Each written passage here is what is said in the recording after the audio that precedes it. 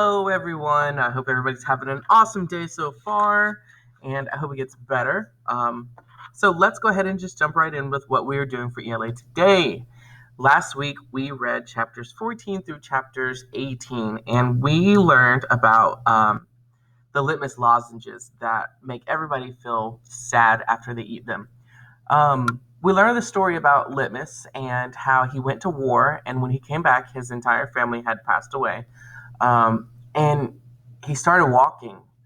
And when he got to where he was going, he wanted to make something that embodied the sadness that he was feeling.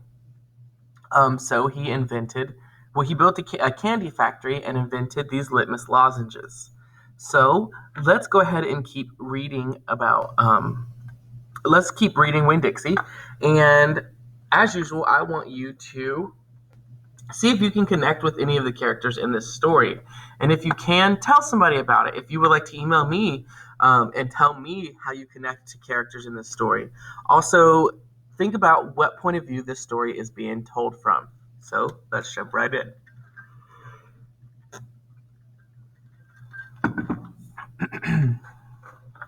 In the morning, me and Winn-Dixie went down to sweep the pet store, and I took a litmus lozenge for Otis.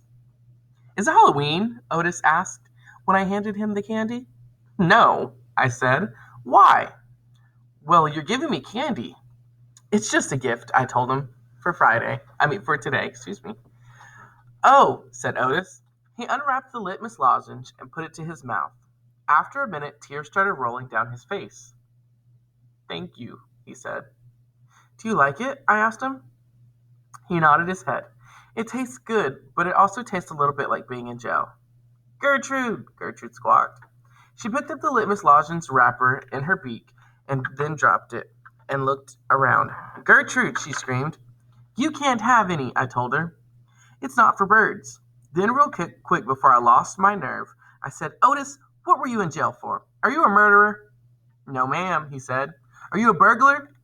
No, ma'am, Otis said once again. He sucked on his candy and stared down at his pointy-toed boots. You don't have to tell me, I said. I was just wondering. I ain't a dangerous man, Otis said. If that's what you're thinking, I'm lonely, but I ain't dangerous. Okay, I said, and I went into the back room to get the broom. When I came back out, Otis was standing where I left him, still staring down at his feet. It was on account of the music, he said. What was? I asked. Why I went to jail. It was on account of the music. What happened? I wouldn't stop playing my guitar. Used to be I played it on the street, and sometimes people would give me money. I didn't do it for the money. I did it because the music is better if someone is listening to it. Anyway, the police came, and they told me to stop it. They said how I was breaking the law, and the whole time they were talking to me, I went right on playing my music. And that made them mad. They tried to put handcuffs on me, he sighed. I didn't like that. I wouldn't have been able to play my guitar with them things on. And then what happened? I asked him. I hit them, he whispered. You hit the police? Uh-huh.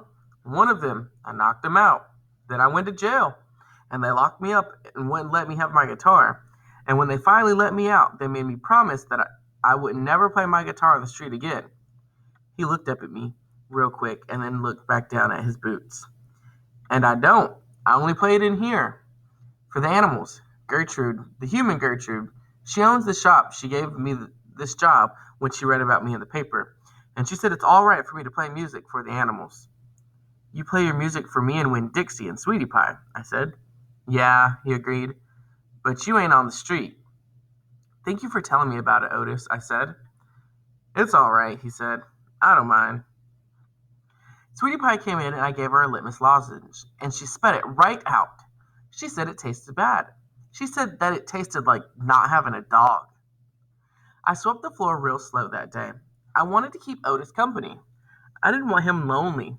Sometimes it seemed like everyone in the world was lonely. I thought about my mama. Thinking about her was the same hole. I'm yawning. Thinking about her was the same as the hole you keep on feeling with your tongue after you lose a tooth. Time after time, my mind kept going to that empty spot, the spot where I felt like she should be. So she just made a comparison to her missing her mom to when you lose a tooth and you keep putting your tongue in the hole where the tooth is supposed to be. It just feels like you're missing something there. So she says her brain just keeps going back to that hole that she's missing in her life. And we finally found out what Otis did. He wouldn't stop playing his music, and they wanted to arrest him, so he hit the police officer. And then he went to jail. And the consequences were he went to jail, and then they told him that he was never allowed to play his music out on the street anymore. All right, let's keep going with chapter 20. We are almost there. Chapter 20. When I told Gloria Dump about Otis and how he got arrested, she laughed so hard she had to grab hold of her false teeth so they wouldn't fall out of her mouth. "Whoa!" she said when she was finally done laughing. "That sure is some dangerous criminal." "He's a lonely man," I told her. "He just wants to play his music for somebody." Gloria wiped her eyes with the hem of her dress. "I know it, sugar," she said, "but sometimes things are so sad they get to be funny." "You know what else?" I said, still thinking about sad things. "The girl I told you about, the pinch-faced one, Amanda? Well, her brother drowned last year. He was only 5 years old, the same age as Sweetie Pie Thomas." Gloria stopped smiling. She nodded her head. "I remember hearing about that," she said. "I remember hearing about that little drowned boy." "That's why Amanda's so pinch-faced," I said. "She misses your brother." "Most likely," Gloria agreed. "Do you think everyone misses somebody like I miss my mama?" "Mm-hmm," said Gloria. She closed her eyes. "I believe, sometimes, that the whole world has an aching heart." I couldn't stand to think about sad things that couldn't be helped anymore. So I said, "Do you want to hear more about David Copperfield?" "Yes, indeed," Gloria said. "I've been looking forward to it all day. Let's see what happens to that child." I opened up David Copperfield and started to read, but the whole time I was thinking about Otis, worrying about him not being able to play his guitar for people. I needed to find him some people. I needed to find him some people to listen to his music. And then it came to me. The solution for Otis's aching heart. For everyone's aching heart. "I know what we need to do," I said, and I slammed the book shut. Winn-Dixie's head shot up from underneath Gloria's chair. He looked around all nervous like. "Huh?" said Gloria Dump. "Have a party," I told her. "We need to have a party and invite Miss Franny Block, and the preacher and Otis can play his guitar for everybody. Sweetie Pie can come too. She listens to his music good." "We who?" Gloria asked. "We, me and you. We can make some food and have a party right here in your yard." Said Gloria Dump. "We can make peanut butter sandwiches and cut them up in triangles to make them look fancy." "Lord," said Gloria Dump, "I don't know if the whole world likes peanut butter as much as me, and this dog." "Okay then," I said. "We can make egg salad sandwiches. Adults like those." "You know how to make egg salad?" "No, ma'am," I said. "I don't have a mama around to teach me things like that. But I bet you know. I bet you could teach me. Please?" "Maybe," said Gloria Dump. She put her hand on Winn-Dixie's head. She smiled at me. I knew she was telling me yes. "Thank you," I said. I went over and hugged her. I squeezed her hard. Winn-Dixie wagged his tail and tried to get in between the two of us. He couldn't stand being left out of anything. "It's going to be the best party ever," I told Gloria. "You got to make me one promise, though," Gloria said. "All right," I told her. "You got to invite them Dewberry boys." "Dunlap and Stevie?" "Mm-hmm.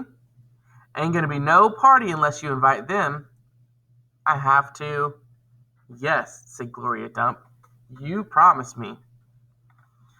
"I promise," I said. I didn't like the idea, but I promised. I started inviting people right away. I asked the preacher first. "Daddy," I said. "Opal," the preacher said back. "Daddy, me and Winn-Dixie and Gloria Dump are having a party." "Well," said the preacher, "that's nice. You have a good time." Daddy, I said, I'm telling you because you're invited. Oh, said the preacher. He rubbed his nose. I see. Can you come? I asked him. He sighed. I don't see why not, he said. Miss Fanny Block took to the idea right away. A party, she said, and clapped her hands together. Yes, ma'am, I told her. It's going to be a big old party. We're going to have it in Gloria Dump's yard, and we're going to serve egg salad sandwiches, and there's going to be live music, and it would be good for your heart. That sounds lovely, Miss Franny said, and then she pointed to the back of the library and whispered, Maybe you should ask Amanda, too. She probably won't come, I said. She doesn't like me very much. Ask her and see what she says, Miss Franny whispered. So I walked to the back of the library and I asked Amanda Wilkinson, in my best manners voice, to please come to my party. She looked around all nervous and stuff. A party? She said. Yes, I said. I sure would like it if you could come. She stared at me with her mouth open. Okay, she said after a minute. I mean, yes. Thank you. I would love to. And just like I promised Gloria, I asked the Dewberry boys too. I ain't going to no party at a witch's house, Stevie said. Dunlap knocked Stevie with his elbow. We'll come, he said. We will not, said Stevie. That witch might cook us up in her big old witch's pot. I don't care if you come or not, I told them. I'm just asking because I promised I would. We'll be there, said Dunlap, and he nodded at me and smiled. Sweetie Pie was very excited when I invited her. What's the theme? She asked. Well, there isn't one, I said. You gotta think of a theme, she told me. She stuck her knuckle in her mouth and then pulled it back out. It ain't a party without a theme. Is this dog coming? She asked. She wrapped her arms around Winn-Dixie and squeezed him so hard that his eyes almost popped out of his head. Yes, I told her. Good, she said. You can make that the theme. It could be a dog party. I'll think about it, I told her. The last person I asked was Otis. I told him all about the party and that he was invited, and he said, No, thank you. Why not? I asked. I don't like parties, said Otis. Please, I begged. It won't be a party unless you come. I'll give you a whole free week of sweeping and arranging and dusting. If you come to the party, that's what I'll do. A whole week for free? Otis said, looking up at me. Yes, sir, I told him. But I don't have to talk to people, right? No, sir, I said. You don't, but bring your guitar. Maybe you could play us some music. Maybe, said Otis. He looked down at his boots again, real quick, trying to hide his smile. Thank you, I told him. Thank you for deciding to come. All right, so we hear that there's going to be a party in Naomi, and Opal is going around and she's inviting everyone. And she had this great idea because she found out that what Otis was originally getting in trouble for just playing his music on the street wasn't really that big of a deal. But then he hit the police officer, and then they told him that he was never allowed to play his music in the street again. But to help Otis's his achy breaky heart, they decided that they should have a party, and Otis can play music at the party. All right, boys and girls, go ahead and do your assignment for today, and you will hear more tomorrow. Have a good day. Bye.